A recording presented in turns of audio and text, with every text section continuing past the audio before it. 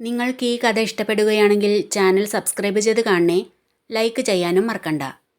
ഗൗരി പിറ്റേന്ന് രാവിലെ നേരത്തെ ഉണർന്ന് അടുക്കളയിലെ പണികളെല്ലാം ഒരുവിധം തീർത്ത് ഓഫീസിലേക്ക് പോകാനായി റെഡിയായി വന്നപ്പോൾ രാമേട്ടൻ പറഞ്ഞു, മോളെ, ഉച്ചയ്ക്ക് കഴിക്കാനുള്ളത് ഈ പാത്രത്തിൽ വെച്ചിട്ടുണ്ട്. ഇത് മറക്കാതെ ബാഗിൽ വെച്ചോ. എന്തിനാ രാമേട്ടാ ബുദ്ധിമുട്ടിയത്? ഇത് ഞാൻ ചെയ്യുമായിരുന്നില്ലേ? ഗൗരി ചോദിച്ചു. ഇതൊരു ബുദ്ധിമുട്ടാണോ മോളെ? മോള് എല്ലാം വെച്ചുണ്ടാക്കിയില്ലേ? അത് പാത്രത്തിലാക്കി തരുന്നതിൽ എനിക്ക് എന്ത് ബുദ്ധിമുട്ടാണ് ഉള്ളത്? രാമേട്ടൻ പറഞ്ഞു. സാർ ഇതുവരെ എഴുന്നേറ്റില്ലേ രാമേട്ട? ഗൗരി ചോദിച്ചു. കുഞ്ഞെഴുന്നേൽക്കാറാവുന്നതല്ലേ ഉള്ളൂ. മോള് കഴിച്ചോ, ഓഫീസിൽ പോവേണ്ടതല്ലേ? രാമേട്ടൻ പറഞ്ഞു. ആദ്യം തന്നെ അവളെടുത്ത് കഴിക്കാൻ മടിച്ച് അവൾ ചോദിച്ചു. രാമേട്ടൻ കഴിക്കുകയോ? ഇല്ല, കുഞ്ഞ് കഴിച്ചു കഴിഞ്ഞേ ഞാൻ കഴിക്കുന്നുള്ളൂ. അതെൻ്റെ ശീലമായിപ്പോയി. മോൾക്ക് ഓഫീസിൽ പോകണ്ടേ, കഴിച്ചോ, രാമേട്ടൻ പറഞ്ഞു. ചെറിയൊരു മടി ഉണ്ടായിരുന്നെങ്കിലും ഓഫീസിൽ പോകേണ്ടതുകൊണ്ട് അവൾ മറ്റാരെയും നോക്കാതെ എടുത്തു കഴിച്ചു. കഴിച്ചെഴുന്നേറ്റ് കൈ കഴുകി കഴിഞ്ഞ് രാമേട്ടൻ ഉച്ചയ്ക്ക് കഴിക്കാനുള്ളതാക്കി വെച്ചിരുന്ന ലഞ്ച് ബോക്സ് എടുത്ത് ബാഗിൽ വെച്ചിട്ട് അവൾ ചോദിച്ചു. രാമേട്ട, ഇവിടുന്ന് ബസ് സ്റ്റോപ്പിലേക്ക് അധിക ദൂരം നടക്കാനുണ്ടോ? ഇല്ല മോളെ, ഇവിടുന്ന് കുറച്ച് ദൂരം നടന്ന മെയിൻ റോഡ് എത്തും. അവിടുന്ന് കുറച്ച് വലത്തോട്ട് നീങ്ങി നിന്ന അവിടെ ബസ് നിർത്തും. ഏത് ബസ്സിൽ കയറിയാൽ ഓഫീസിന് മുന്നിലിറങ്ങാന്ന് മോൾക്കറിയില്ലേ? രാമേട്ടൻ ചോദിച്ചു. എന്നാൽ ഞാൻ പോയിക്കോട്ടെ. സാർ എഴുന്നേറ്റ ഞാൻ പോയിന്ന് പറയൂ എന്ന് പറഞ്ഞ് അവൾ അവിടുന്ന് പോയി. ഓഫീസിനടുത്തെത്തി ബസ് ഇറങ്ങി നടക്കുമ്പോൾ അവളുടെ മനസ്സിൽ വല്ലാതൊരു ഭയമുണ്ടായിരുന്നു. ഓഫീസിന് മുന്നിലെത്തി അവൾ ഒരു നിമിഷം അവിടെ നിന്നു. മഹാദേവ, എന്തൊക്കെ ചോദ്യങ്ങളുണ്ടാവുമെന്ന് അറിയില്ലല്ലോ, എങ്ങനെ നേരിടും എന്നാലോചിച്ച് അവൾ മുന്നോട്ട് നടന്നു. കുറേ നാളുകൾക്ക് ശേഷം ആ ഓഫീസിൻ്റെ പടികൾ കയറുമ്പോൾ അവളുടെ ഉള്ളിൽ ചെറിയൊരു പരിഭ്രമം നിഴലിച്ചിരുന്നു. ഗൗരിയെ കണ്ടതും അപർണ ചോദിച്ചു. ഗൗരി, നീ വന്നോ? ഇത്ര ദിവസം നിന്നെ കാണാതിരുന്നപ്പോൾ വിചാരിച്ചു നീ ജോലി നിർത്തിയിട്ടുണ്ടാവുമെന്ന്. ഉള്ളം നീറുമ്പോഴും മുഖത്തവൾ പുഞ്ചിരി വരുത്തി. എന്നിട്ട് അവളുടെ സീറ്റിൽ പോയിരുന്നു. അപ്പോൾ സ്റ്റേഫി ചോദിച്ചു. മൂഡ് ചേഞ്ച് ആയിരിക്കുന്നല്ലോ, ഇപ്പോൾ ഹാപ്പിയാണോ? അപ്പോഴും അവൾ ഒന്ന് പുഞ്ചിരിക്കുക മാത്രം ചെയ്തു. അവൾ തലചരിച്ച് ദീപയുടെ സീറ്റിലേക്ക് നോക്കി. എത്തിയിട്ടില്ല. അഞ്ജലിയും നാൻസിയും എത്തിയിട്ടില്ല. ചെറിയൊരാശ്വാസം അവൾക്ക് തോന്നി. പരിചിതമായ മുഖങ്ങൾ ചുറ്റുമുണ്ടായിട്ടും എങ്ങനെയൊക്കെയോ അവൾക്കൊരു അപരിചിതത്വം തോന്നി. ഒത്തിരി ദിവസങ്ങൾ കഴിഞ്ഞ് എത്തിയതുകൊണ്ടാവാം എന്തു ചെയ്യണം, എവിടെ തുടങ്ങണം എന്നൊരു സംശയം ഉള്ളിൽ നിഴലിച്ചു. അവൾ കമ്പ്യൂട്ടർ ഓൺ ചെയ്ത് സോഫ്റ്റ്വെയർ ഓപ്പൺ ചെയ്തു നോക്കി. അവിടെയും അവൾക്ക് അപരിചിതത്വം ഫീൽ ചെയ്തു. താൻ എന്തെല്ലാം ചെയ്തുകൊണ്ടിരുന്നെന്ന് ഓർത്തെടുക്കാൻ അവൾ ശ്രമിച്ചു. എല്ലാം ശൂന്യം. എന്തു പറ്റി എനിക്ക്? ഒരിക്കൽ പഠിച്ചാൽ മറന്നു പോകാത്തതാ. എന്നാൽ ഇപ്പോൾ എൻ്റെ ഉള്ളിൽ ഒന്നും തന്നെ തെളിയുന്നില്ല. അല്ലെങ്കിൽ ഓർത്തെടുക്കാൻ കഴിയുന്നില്ല. തകർന്നു പോയൊരു കണ്ണാടി പോലെ എൻ്റെ ഓർമ്മകളും ചിതറിക്കിടക്കുകയാണ്. എൻ്റെ മനസ്സ് അത്രയ്ക്കുടഞ്ഞിരിക്കുന്നു. എനിക്കൊന്നിലും ശ്രദ്ധിക്കാൻ കഴിയുന്നില്ല. തകർന്നു ചിന്നിക്കിടക്കുന്ന മനസ്സിൻ്റെ ഈ ചില്ലുതരികളിൽ തട്ടി വരാനിരിക്കുന്ന ചോദ്യങ്ങൾ എൻ്റെ മനസ്സിനെ കൂടുതൽ ആഴത്തിൽ മുറിവേൽപ്പിക്കുമോ എന്ന് ഞാൻ ഭയപ്പെടുന്നു. അതുകൊണ്ടാവാം എല്ലാം ശൂന്യമായി തോന്നുന്നത് എന്ന് ചിന്തിച്ചിരിക്കുമ്പോൾ പെട്ടെന്നൊരു ശബ്ദം. ഓ, നീ വന്നോ? ഗൗരി ഞെട്ടി തലയുയർത്തി നോക്കി. മുന്നിൽ അഞ്ജലി നിൽക്കുന്നു. എവിടെയായിരുന്നടി ഇത്ര ദിവസം? ആരോടും പറയാതെ ഇവിടുന്ന് ഇറങ്ങിപ്പോയതല്ലേ? എന്നിട്ട് എന്ത് ധൈര്യത്തിലാ നീ പിന്നെ ഇവിടേക്ക് കയറി വന്നത്? അവൾ എന്തു പറയണമെന്നറിയാതെ ഒന്ന് ഭയന്നു. എന്നാൽ ആത്മധൈര്യം വീണ്ടെടുത്ത് അവൾ പറഞ്ഞു. മാഡം എന്നെപ്പോലെ ഇവിടെ ഒരു സ്റ്റാഫല്ലേ? ഇതിനുള്ള മറുപടി ഞാൻ എന്തിന് മാഡത്തിനോട് പറയണം? ഉത്തരവാദിത്തപ്പെട്ടവർ ചോദിക്കുമ്പോൾ പറയാം, ഗൗരി പറഞ്ഞു. എടി, ഇതിനു മാത്രമൊക്കെ നിന്റെ നാവ് പൊന്തി തുടങ്ങിയോ? മിണ്ടാപ്പൂച്ച പോലെ ഇരുന്ന നിനക്ക് എവിടുന്ന് കിട്ടിയടി ഈ ധൈര്യം? അഞ്ജലി ചോദിച്ചു. ഇതെൻ്റെ ധൈര്യമല്ല മാഡം, മാഡം ചോദിച്ചതിനുള്ള ഉത്തരാ, ഗൗരി പറഞ്ഞു. ഇവൾ ഹണിമൂണൊക്കെ കഴിഞ്ഞ് എത്തിയോ എന്ന് ചോദിച്ച് നാൻസി കയറി വന്നു. അത് കേട്ട് അവൾക്കൊരു വല്ലായ്മ തോന്നി. എത്തിയിട്ടുണ്ട് എന്ന് പറഞ്ഞ് നാൻസിയുടെ കൂടെ അഞ്ജലിയും ചെന്ന് അവളുടെ സീറ്റിലിരുന്നു. അവൾ സങ്കടപ്പെട്ടിരിക്കുന്ന സമയത്ത് ദീപയും രാജീവും ഒന്നിച്ച് ഓഫീസിലേക്ക് കയറി വന്നു. ആഹാ, ഗൗരി, നീ വന്നോ എന്ന് ചോദിച്ച് ദീപ അവളുടെ അടുത്തേക്ക് ചെന്ന് അവളെ കെട്ടിപ്പിടിച്ചു. എന്നിട്ട് അവളുടെ കവിളിൽ തഴുകിക്കൊണ്ട് ചോദിച്ചു.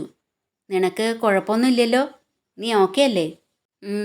എന്ന് മോളി അവൾ ചിരിച്ചുകൊണ്ട് തലയാട്ടി. ദീപ ചേച്ചി ഫ്രീ ആയല്ലോ.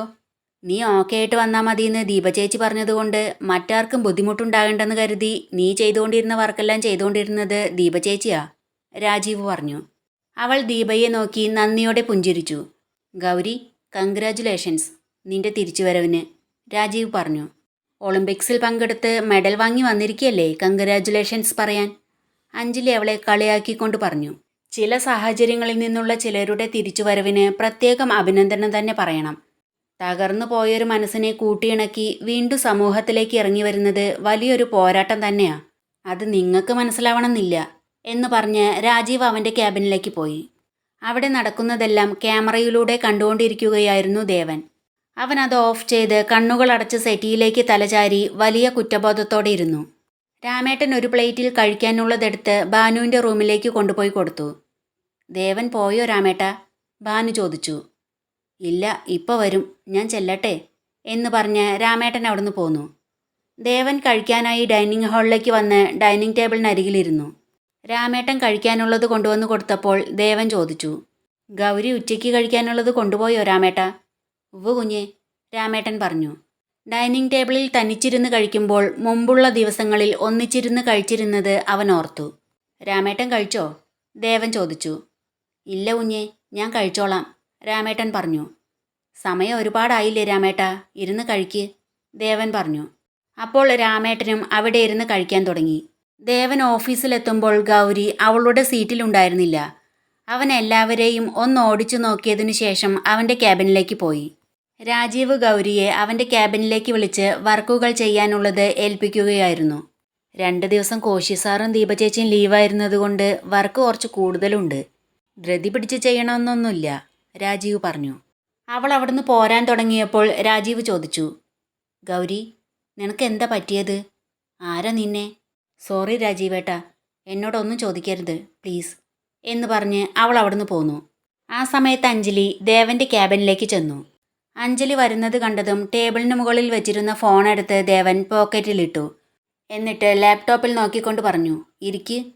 അവൾ അവിടെ ഇരുന്നിട്ട് ചോദിച്ചു. രവി വന്നില്ലേ ദേവൻ? എത്തിയിട്ടില്ല, ലാപ്ടോപ്പിൽ നോക്കിക്കൊണ്ട് തന്നെ ദേവൻ പറഞ്ഞു. അഞ്ജലി അവളുടെ ഫോൺ എടുത്ത് ദേവൻ്റെ നമ്പറിലേക്ക് ഡയൽ ചെയ്തു. കോൾ സൈലൻ്റാക്കി വെച്ചിരിക്കുന്നതിനാൽ കോൾ വരുന്നത് അവൻ ശ്രദ്ധിച്ചില്ല.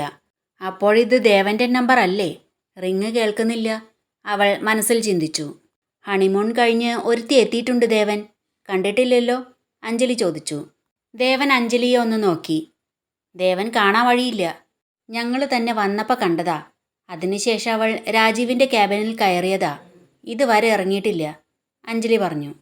അഞ്ജലി, ഞാൻ നിന്നോട് മുമ്പും പറഞ്ഞിട്ടുണ്ട് ഒരാളെക്കുറിച്ച് കുറ്റം പറയാനായി ഇവിടെ വരരുതെന്ന്, ദേവൻ പറഞ്ഞു. ഇല്ലാത്തതൊന്നും അല്ലല്ലോ ദേവൻ, ഉള്ളതല്ലേ പറയുന്നത്, അഞ്ജലി ചോദിച്ചു. അവൾ ജോലിക്ക് വന്നിട്ട് കുറച്ച് ദിവസമായി.